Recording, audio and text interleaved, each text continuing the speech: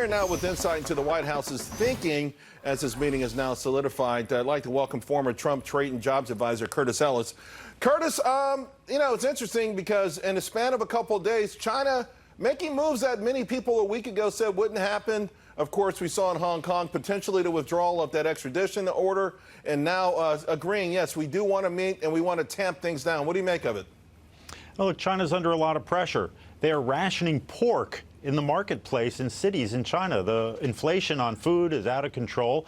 Remember, the tariffs and the sanctions they put on American farm products are affecting Chinese consumers. And you see this withdrawal of the legislation in Hong Kong. They know that they can't revert to form and just brutalize people and expect to get any kind of trade agreement with the U.S. So they're under a lot of pressure. And President Trump has made it very clear that this is about more than the economy. This is not about Dow futures. It's about the future of our country.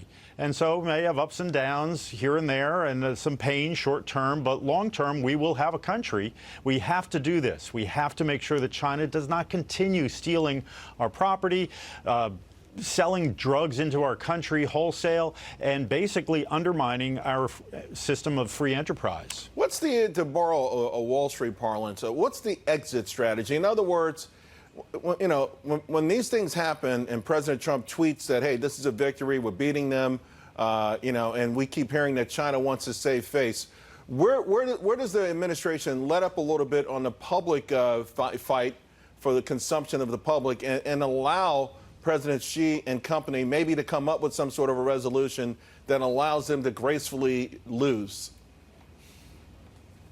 Are you asking me that? Yes. Well, you see, China can start behaving and acting like the major power that it is. It wants to be a respected member of the trading community. Let's act that way. That's face-saving. We treat you like a big boy. We treat you like one of the gang.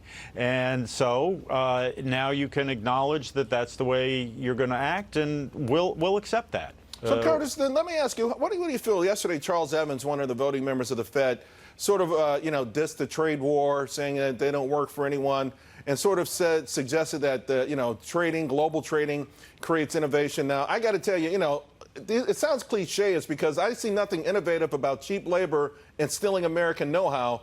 But when you have all of these powerful forces against the president in this trade fight, how much harder does it make for us to win this thing?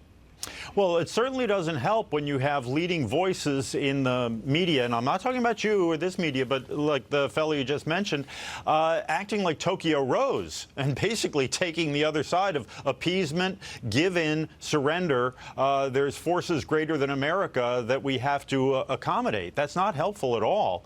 But the people are on the president's side. Look, the latest Harvard-Harris poll shows 67% of Americans say we need to confront China over its trade practices, even if it means paying more at the mall. Yeah, they're ready to do it. A lot of critics of the trade war now accept that China has been cheating. They still dispute whether or not we should have gone this way. Real quick, I got less than a minute, but I do want to ask about President Trump. He's meeting with General Motors CEO May Barra right now. They're discussing trade. They're discussing really, though, these jobs, American jobs. And, what kind of a line does he have to walk, a president sort of telling an American business how to operate their company?